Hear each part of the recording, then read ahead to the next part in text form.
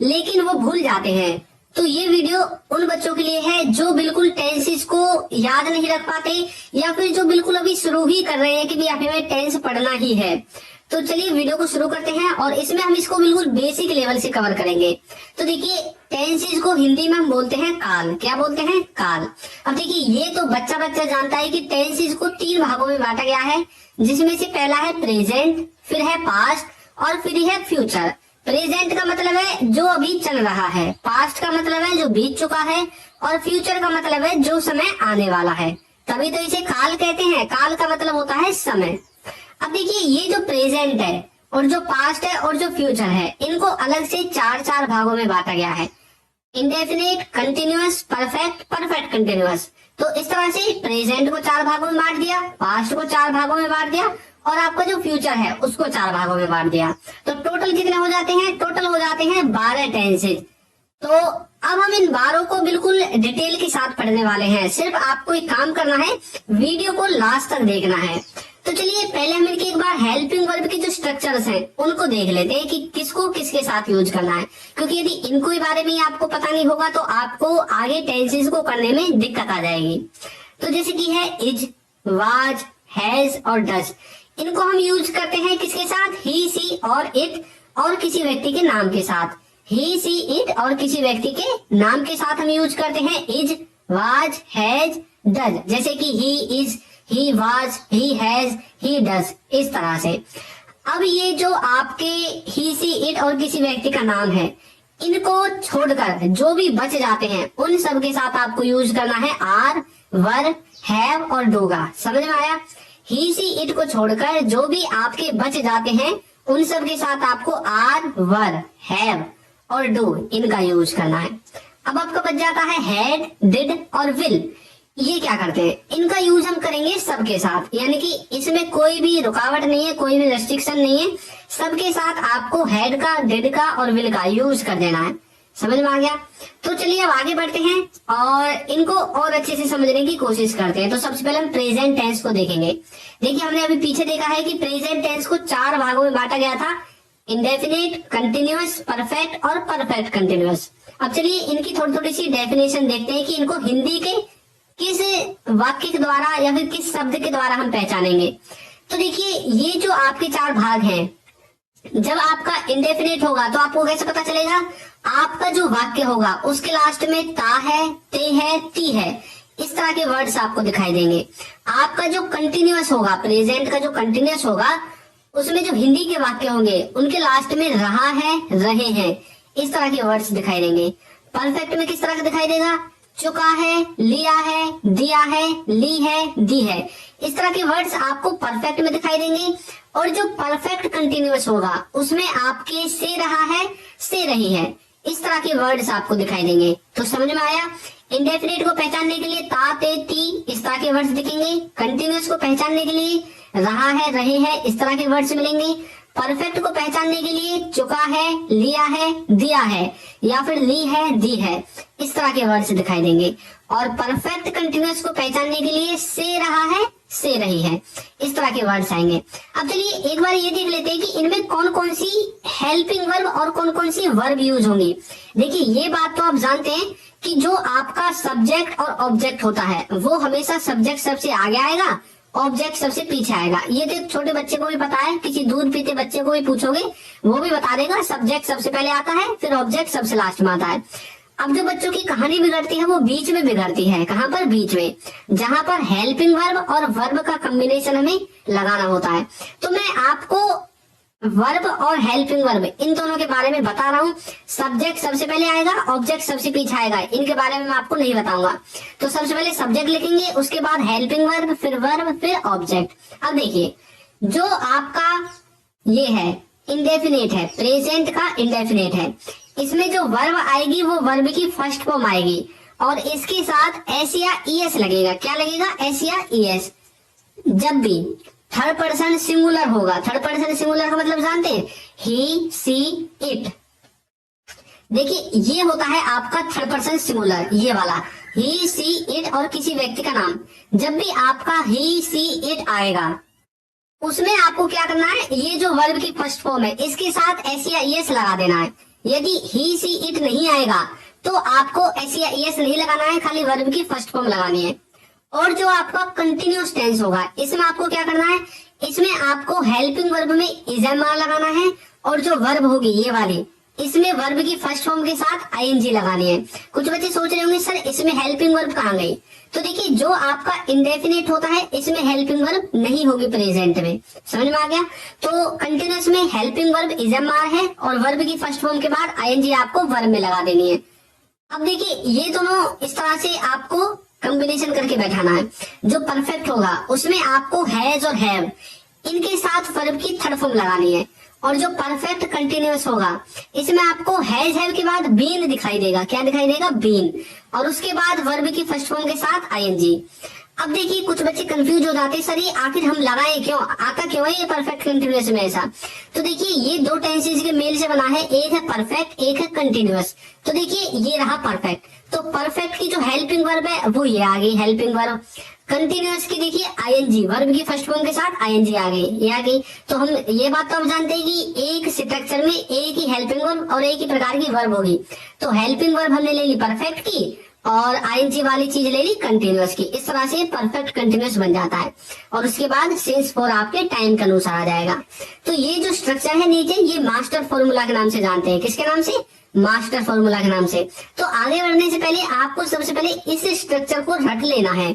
सबसे पहले सब्जेक्ट, फिर हेल्पिंग वर्ब, फिर वर्ब, फिर ऑब्जेक्ट, ठीक है। इसको मास्टर फॉर्मूला के नाम से जानते हैं। चलिए अब आगे बढ़ते हैं। अब देखिए एक छोटा सा काम आपको और करना है, जिससे कि आपको ये भी पता चल जाए कि सिंपल सेंटेंसेस कैसे बनेंगे, नेगेटिव कैसे बनेंगे, इंटरोगेटिव कैसे बनेंगे और नेगेटिव इंटरोगेटिव कैसे बनेंगे।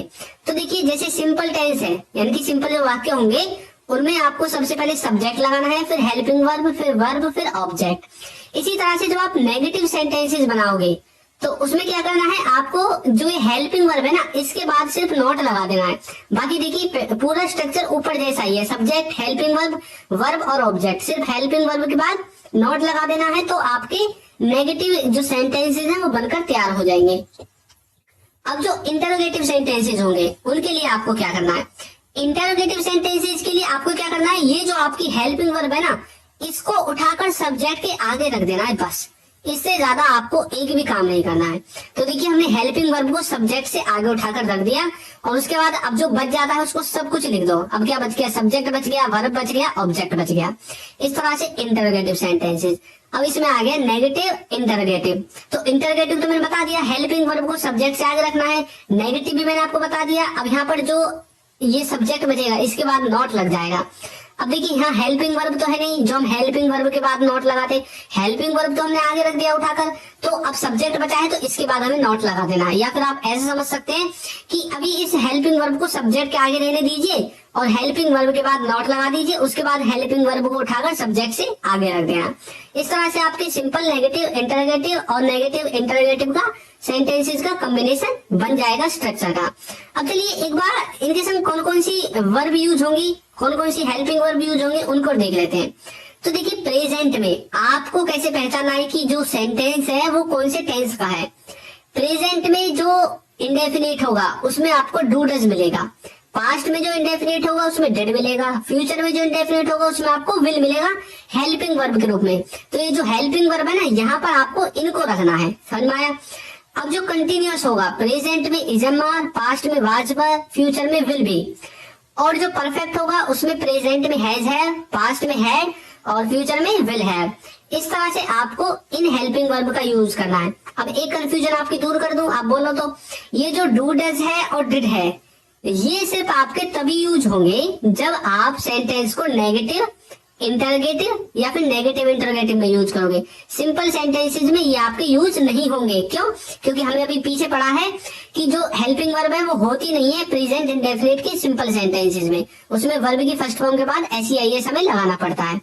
चलिए अब एक एक करके इनको देखते हैं। सबसे पहले हम देखेंगे प्रेजेंट इंडेफिनिट को। प्रेजेंट इंडेफिनिट क्या होता है? तो देखिए अभी हमने पीछे पढ़ा था कि प्रेजेंट इंडेफिनिट को हम कैसे पहचानेंगे, जब किसी वाक्य के अंत में ता है, ते है, ती है, इस तरह के वर्ड्स आते हैं तो वो प्रेजेंट इंडेफिनिट में होगा। उसका स्ट्रक्चर क्या बोला था हमने, सबसे पहले सब्जेक्ट, वर्ब की फर्स्ट फॉर्म के बाद एस और फिर ऑब्जेक्ट आता है। तो ये था उसका स्ट्रक्चर। चलिए सेंटेंसेस देखते हैं। जैसे कि वह जाता है, तो देखिए लास्ट में आ रहा है ता है, तो ये कैसे बनेगा, ही गोज। अब देखिए मैंने आपको बताया था जब भी ही, सी, इट और किसी व्यक्ति का नाम आएगा, वर्ब थी गो। अब ये ही आ गया क्योंकि थर्ड पर्सन सिंगुलर के अंदर है, तो हमें इसके साथ एस या ईएस लगाना पड़ गया, ही गोज। मैं खेलता हूं, तो बोलेंगे आई प्ले, मैं खेलता हूं। अब देखिए यहाँ पर एस क्यों नहीं आया, क्योंकि ये जो आई है ये ही, सी, इट और किसी व्यक्ति के नाम के अंदर वाले कॉन्सेप्ट में नहीं आता है, इसलिए हमने फ्री छोड़ दिया। आप देखते हैं, तो बोलेंगे यू वॉच, आप देखते हैं यू वॉच। तो इस तरह से आप इनको बना सकते हैं। तो देखिए यहाँ पर ही, आई और यू ये आपके सब्जेक्ट है। वर्ब की फर्स्ट फॉर्म क्या थी, गो, प्ले, वॉच, ये आपकी वर्ब की फर्स्ट फॉर्म है। और एस या ईएस हमने देखिए गो के साथ ही लगाना पड़ा है, क्योंकि यहाँ पर सिर्फ यही है थर्ड पर्सन सिंगुलर के अंदर। उसके बाद ऑब्जेक्ट इसमें कुछ है नहीं, तो जब कुछ है ही नहीं तो हम लगाए क्यों भाई, हम बिना बात ही क्यों चेपे, क्यों सिरदर्दी बढ़ाए, तो इसमें है ही नहीं तो हमने लगाया ही नहीं। तो इस तरह से प्रेजेंट का इंडेफिनिट टेंस आप बनाओगे। अब देखते हैं हम प्रेजेंट के कंटिन्यूअस को किस तरह से बनाते हैं। तो देखिए हमने पीछे पढ़ा था कि इसका जो स्ट्रक्चर होगा, उसके जो वाक्य होंगे उसके लास्ट में आपको रहा है, रहे हैं, रही है, ये वाले वर्ड्स मिलेंगे। और जो इसका सेंटेंस बनाने का फॉर्मूला है उसमें सबसे पहले सब्जेक्ट, फिर आपको इजेमार लगाना है। इजेमार आपके यहाँ पर हेल्पिंग वर्ब है, फिर वर्ब की फर्स्ट फॉर्म लगानी है और फिर आईएनजी लगानी है। अब मैंने आपको एक चीज बताई थी कि कहाँ पर इज यूज होगा, कहाँ पर एम, कहाँ पर आर। अब बोलोगे कहाँ पर बताई थी, तो देखिए ये वाली जो मैंने स्लाइड आपको दिखाई थी यहाँ पर मैंने बताया था। देखिए लिख रहा इज, ये लिख रहा आर, तो इज किसके साथ यूज हुआ था, ही, सी, इट के साथ। आर किसके साथ यूज हुआ था, ही, सी, इट को छोड़कर जो भी बच जाता है सबके साथ आर। और आई के बारे में तो आप जानते हैं, आई सबके साथ यूज हो, मतलब आई किसके साथ यूज होता है, सिर्फ एक वर्ड के साथ, वो है आपका एम, आई एम। तो समझ में आ गया, इज यूज होगा ही, सी, इट के साथ, एम यूज होगा आई के साथ, और किसी के साथ एम का यूज नहीं करना है। और जो आर है वो यूज होगा ही, सी, इट को छोड़कर, जैसे कि यू बच गया और वी बच गया, इन सब के साथ आपको क्या यूज करना है, आर यूज करना है। चलिए सेंटेंस देखते हैं। वह जा रहा है, वह जा रहा है, तो बोलेंगे ही इज गोइंग। अब देखिए यहाँ पर जो वह जा रहा है, इसमें देखिए क्या चीज मैच हो रही है, रहा है, रहा है। तो देखो ऊपर से मैच हो गया ना, रहा है, तो रहा है, रहे हैं, रही है, इन सब में हमें क्या लगाना है, प्रेजेंट कंटिन्यूअस में बनाना है और इजम मार के साथ वर्ब की फर्स्ट फॉर्म लगानी है। तो ही आपका सब्जेक्ट हो गया, इजम मार यहाँ से आ गया और वर्ब की फर्स्ट फॉर्म के बाद आईएनजी। तो देखिए गो के बाद आईएनजी आ गई, समझ में आ गया। अब नेक्स्ट देखते हैं। मैं खेल रहा हूँ, मैं खेल रहा हूँ, तो कैसे बोलेंगे, I am playing, I am playing. तो आई आपका सब्जेक्ट हो गया, एम आपकी हेल्पिंग वर्ब हो गई, प्ले के साथ आईएनजी आपको लगानी पड़ गई, क्योंकि यहाँ पर देखिए वर्ब की फर्स्ट फॉर्म के बाद आईएनजी लगानी है हमें। आप देख रहे हैं, तो बोलेंगे you are watching, you are watching. तो इस तरह से आप प्रेजेंट कंटिन्यूअस के जो सेंटेंसेस हैं उनको बनाओगे। अब देखिए एक बार आपको मैं बता देता हूँ, ही हो गया, सी हो गया, ही हो गया, आई हो गया और यू हो गया, ये आपका सब्जेक्ट है। इज हो गया, एम हो गया, आर हो गया, ये आपके यहाँ से आ गए हैं हेल्पिंग वर्ब से। और गो, प्ले और वॉच ये हो गई आपकी वर्ब की फर्स्ट फॉर्म, और इनके साथ आईएनजी हमने लगा दी है लास्ट में। तो इस तरह से हमारा प्रेजेंट कंटिन्यूअस बन जाता है, समझ में आ गया। नेक्स्ट देखिए प्रेजेंट के परफेक्ट टेंस को। इसमें हमने क्या देखा था, इसमें हमने देखा था चुका है, ली है, लिया है। ये जो वर्ड्स हैं, इस तरह के वर्ड्स आपको हिंदी सेंटेंस के लास्ट में दिए जाते हैं। अब जो इसका स्ट्रक्चर था उसमें सबसे पहले सब्जेक्ट था, फिर हैज था, वर्ब की थर्ड फॉर्म थी और फिर ऑब्जेक्ट था। देखिए वह जा चुका है, क्या चुका है, वह जा चुका है, तो बोलेंगे he has gone, he has gone. अब देखिए चुका है यहाँ से मैच हो गया। अब स्ट्रक्चर कैसे बना है, सबसे पहले सब्जेक्ट जो कि आपका ही है, फिर हैज है में से एक आ गया, फिर वर्ब की थर्ड फॉर्म आ गई, यानी कि गो की third form gone, go went gone, तो गॉन आ गया।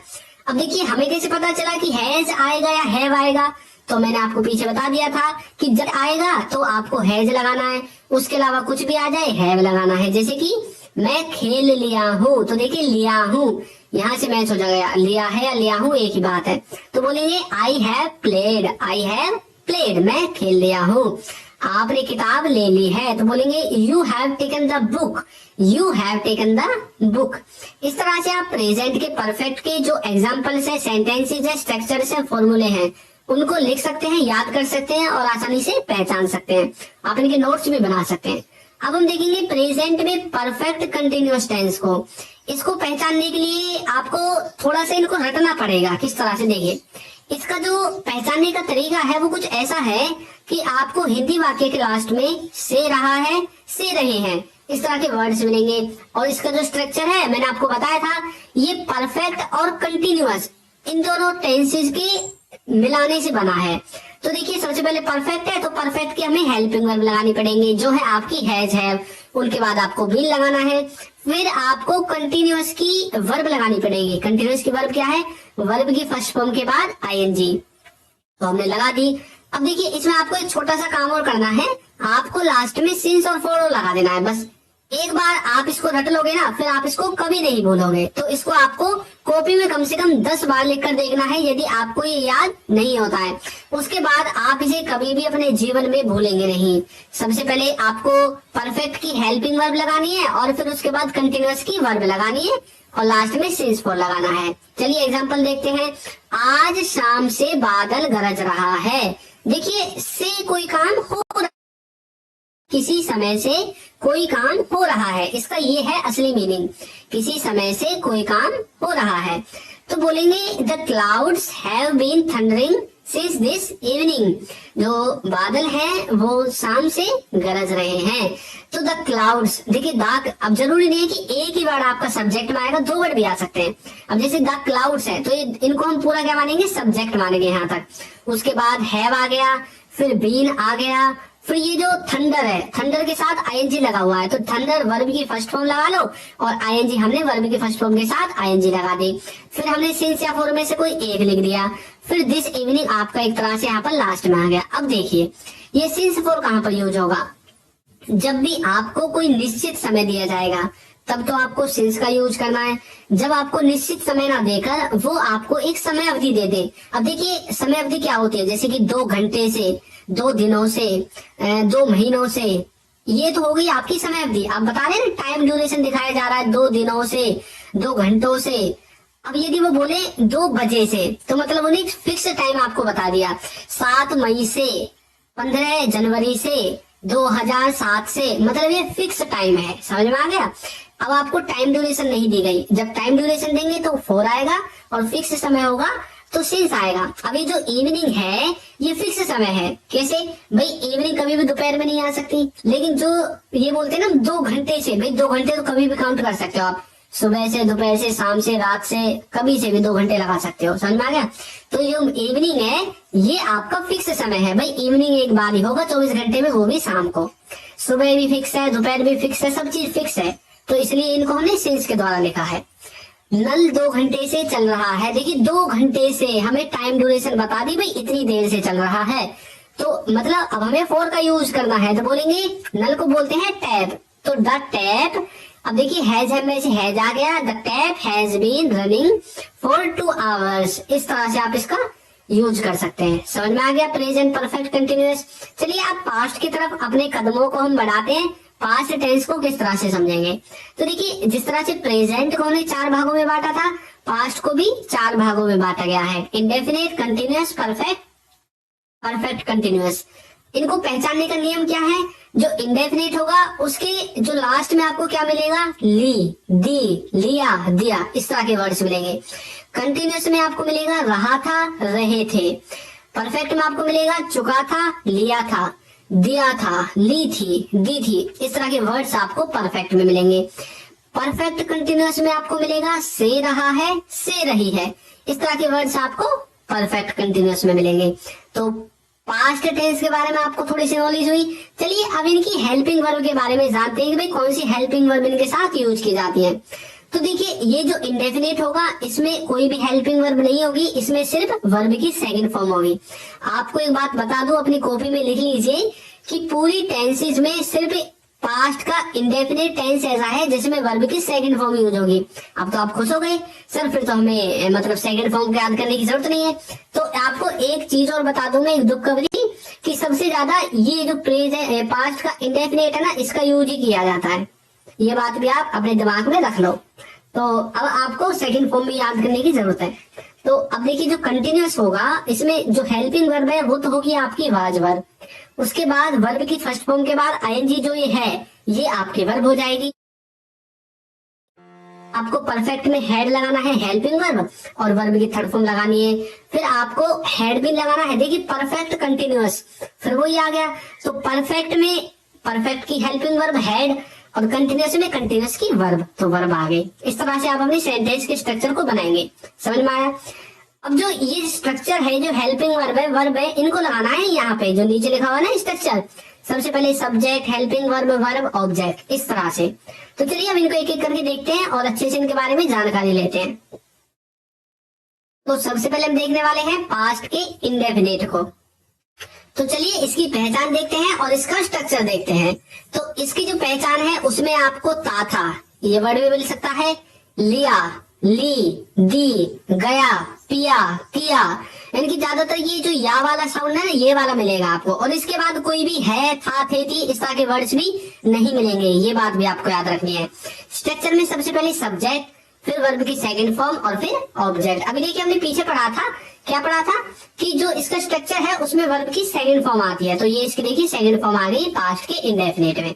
तो चलिए पढ़ते हैं। वह जाता था तो बोलेंगे ही वेंट, वह जाता था। तो गो वेंट, तो वेंट आपकी सेकंड फॉर्म हो गई। आप खेले तो बोलेंगे यू प्लेड। जैसे हम किसी से पूछते हैं ना आप खेले, अब जो मैच खेलने गए थे उनसे पूछते हैं भी कई बार आप खेले, तो बोलेंगे यू प्लेड, आप भी खेले। आपने देखा तो बोलेंगे यू वॉच्ड। तो देखिए प्ले की सेकंड फॉर्म प्लेड और इसकी थर्ड फॉर्म भी प्लेड ही होती है। वॉच की सेकंड फॉर्म वॉच्ड और इसकी थर्ड फॉर्म भी सेम ही होती है, वॉच्ड। तो इस तरह से पास्ट इंडेफिनिट को आप कर सकते हैं। बिल्कुल छोटा सा तो है, सिर्फ आपको वर्ब की सेकंड फॉर्म याद रखनी है। सब्जेक्ट ऑब्जेक्ट तो सब में लगते हैं। नेक्स्ट देखिए पास्ट का कंटिन्यूअस, इसका मतलब होता है जब वाक्य के लास्ट में रहा था, रहे थे, रही थी, इस तरह के वर्ड्स दिखाई देते हैं। और जो इसका स्ट्रक्चर होगा उसमें सबसे पहले सब्जेक्ट, फिर वाज वर्ब, फिर वर्ब की फर्स्ट फॉर्म के बाद आईएनजी आएगा। चलिए देखते हैं। वह जा रहा था तो बोलेंगे ही वॉज गोइंग। मैं खेल रहा था तो बोलेंगे आई वॉज प्लेइंग। आप देख रहे थे तो बोलेंगे यू वर वॉचिंग। तो यहाँ पर ही, आई और यू ये आपका सब्जेक्ट हो गया। उसके बाद देखिए वाज वर, ये वाज वर यहाँ से आ गया। गो, प्ले और वॉच ये आपकी वर्ब की फर्स्ट फॉर्म है और इसके साथ हमने आईएनजी लास्ट में जोड़ दिया है। इस तरह से आप पास्ट के कंटिन्यूअस टेंस के जो एग्जांपल्स हैं, जो स्ट्रक्चर्स हैं, फॉर्मूले हैं, उनको बना सकते हैं, देख सकते हैं। अब है पास्ट का परफेक्ट। ये बिल्कुल छोटा सा है, हल्का सा है, दम में कर देते बच्चे इसको। इसमें जो पहचान है वो ये है कि इसमें आपको चुका था, ली थी, लिया था, या फिर आपको दिया था, किया था, इस तरह के वर्ड्स मिलते हैं। यानी कि ज्यादातर या था आपके लास्ट में आता है। इसका जो स्ट्रक्चर है उसमें सबसे पहले सब्जेक्ट, फिर हेड के साथ वर्ब की थर्ड फॉर्म और एक ऑब्जेक्ट। आपको अभी एक बढ़िया बात बताता हूँ, आप अपनी कॉपी में लिख लीजिए। जितने भी परफेक्ट टेंस होते हैं, कौन से परफेक्ट टेंस, चाहे वो प्रेजेंट हो, पास्ट का परफेक्ट हो, फ्यूचर का परफेक्ट हो, सब में वर्ब की कौन सी थर्ड फॉर्म यूज होती है, लिख लीजिए आप अपनी कॉपी में, ठीक है। और जो कंटिन्यूअस टेंस होते हैं, चाहे वो प्रेजेंट का हो, पास्ट का हो, फ्यूचर का हो, उसमें वर्ब की फर्स्ट फॉर्म के बाद आईएनजी आती है। क्या आती है? वर्ब की फर्स्ट फॉर्म के बाद आईएनजी। ये बात आपको याद रखनी है। और जितने भी इंडेफिनिट होते हैं उनमें से पास्ट को छोड़कर, यानी कि प्रेजेंट और फ्यूचर में वर्ब की फर्स्ट फॉर्म आती है। तो चलिए देखते हैं। तो देखिए वह जा चुका था तो बोलेंगे ही हैड गॉन। वह जा चुका था, ही हैड गॉन। मैं खेल लिया था तो बोलेंगे आई हैड प्लेड। आपने किताब ले ली थी तो बोलेंगे you had taken the book. अब देखिए ही और आई और यू ये आपके सब्जेक्ट हो गए। हैड आपका आ ही गया है, हेड के साथ कोई भी रेस्ट्रिक्शन नहीं है, इसको सबके साथ यूज कर सकते हैं। अब देखिए यदि हेड को हम किसी के साथ यूज नहीं करेंगे तो भैया हेड के स्थान पर लिखेंगे क्या, इसलिए इसको सबके स्थान पर यूज कर लेते हैं। फिर वर्ब की थर्ड फॉर्म आ जाती है, जैसे गॉन, प्लेड और टेकन, और ऑब्जेक्ट आ जाएगा। ऑब्जेक्ट देखिए पहले दो सेंटेंसेस में नहीं है लेकिन लास्ट में है द बुक, तो ये आपका ऑब्जेक्ट हो गया। पास्ट परफेक्ट समझ में आया।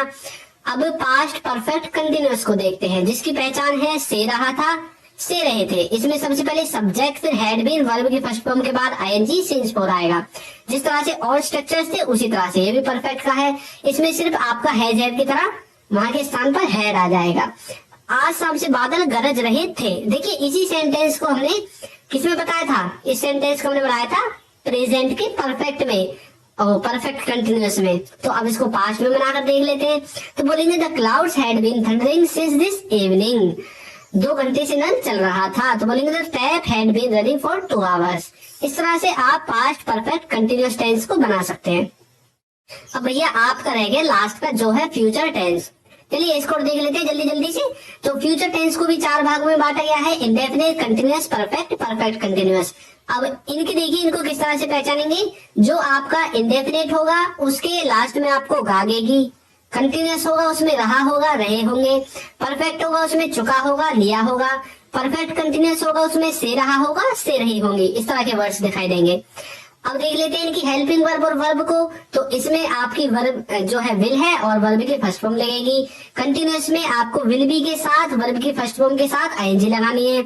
जो परफेक्ट है उसमें विल हैव के बाद वर्ब की थर्ड फॉर्म आएगी और इसमें आपको विल हैव बीन जो है आपकी वर्ब और वर्ब की फर्स्ट फॉर्म के बाद आईएनजी। इस तरह से आपको अपने सेंटेंस को बना देना है। बाकी स्ट्रक्चर सबका सेम ही रहेगा। तो फ्यूचर के इंडेफिनिट को देख लेते हैं। इसकी पहचान है कि वाक्य के लास्ट में गागेगी, इस तरह के वर्ड्स आएंगे।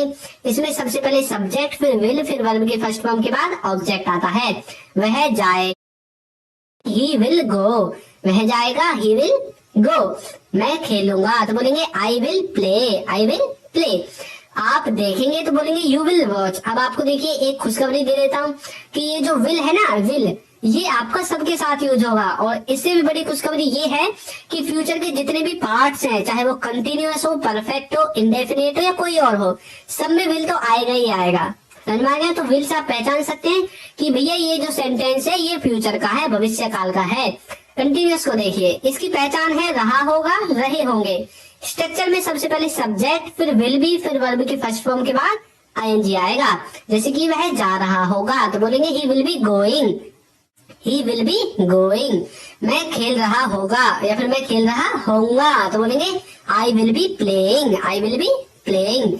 आप देख रहे होंगे तो बोलेंगे you will be watching, you will be watching. इस तरह से आप फ्यूचर के कंटिन्यूअस टेंस को बना सकते हैं। चलिए परफेक्ट को देखते हैं। परफेक्ट का तो और भी आसान है, इसमें चुका होगा और लिया होगा, इस तरह के वर्ड्स आपको सेंटेंस के लास्ट में मिलेंगे। सबसे पहले सब्जेक्ट विल है, वर्ब की थर्ड फॉर्म के बाद ऑब्जेक्ट, ये आपका फॉर्मूला है। तो देखिए वह जा चुका होगा तो बोलेंगे he will have gone, he will have gone. मैं खेल लिया होऊंगा तो बोलेंगे आई विल हैव प्लेड। एक और देखते हैं, आपने किताब ले ली होगी तो बोलेंगे you will have taken the book. अब देखिए आपने एक चीज गौर की कि हमने सब में एक जैसे सेंटेंसेस को बनाया है अलग अलग टेंस का यूज करके, एक ही वाक्य को अलग अलग टेंस में। तो मैंने इसलिए किया है ताकि आपको याद करने में समझने में आसानी हो जाए। चलिए जल्दी से लास्ट वाले को देख लेते हैं, फ्यूचर परफेक्ट कंटिन्यूअस को। स्ट्रक्चर में होगा से रहा होगा, से रहे होंगे। इसमें सबसे पहले सब्जेक्ट फिर विल हैव के बाद बीन, वर्ब की फर्स्ट फॉर्म के बाद आईएनजी और फिर सेंस फोर आएगा। जैसे शाम से बादल गरज रहे होंगे तो बोलेंगे the clouds will have been thundering since evening. नल 2 घंटे से चल रहा होगा तो बोलेंगे the tap will have been running for 2 hours. इस तरह से फ्यूचर परफेक्ट कंटिन्यूअस टेंस को आप बना सकते हैं। अब देखिए ये वाला जो आपने वीडियो की शुरुआत में देखा था, ये जो चार्ट है कैसे बना था, अब आपकी धीरे धीरे समझ में आ रहा होगा। इधर लिखा हुआ है प्रेजेंट, पास्ट, फ्यूचर, ऊपर लिखा हुआ है indefinite, continuous, perfect, perfect continuous. तो प्रेजेंट के इंडेफिनिट की पहचान है तातेती और डू डज हेल्पिंग वर्ब है। प्रेजेंट के कंटिन्यूअस की पहचान है रहा है, रहे हैं, रही हैं और इजमार हेल्पिंग वर्ब है। प्रेजेंट के परफेक्ट की पहचान है चुका है और इसमें हैज है आएगा हेल्पिंग वर्ब ग्रुप में। इसी तरह से पास्ट में ता था, डिड और फ्यूचर में गागेगी विल। इस तरह से आपका ये जो चार्ट है बनाया गया था। तो चलिए अब टाइम हो चुका है अपना इम्तिहान देने का। तो देखते हैं कितने बच्चे इस वाले स्ट्रक्चर को ट्रांसलेट कर पाते हैं इंग्लिश में। हम टेंस सीख चुके हैं, हम टेंस सीख चुके हैं। तो इसको आपको कमेंट करके बताना है कि इसको इंग्लिश में कैसे बनाएंगे। तो दोस्त और ये भी अगर आपसे हो सके तो ये भी बताना कि कौन से टेंस का है। तो आपको ये वीडियो कैसी लगी है जरूर बताइएगा। और यदि आप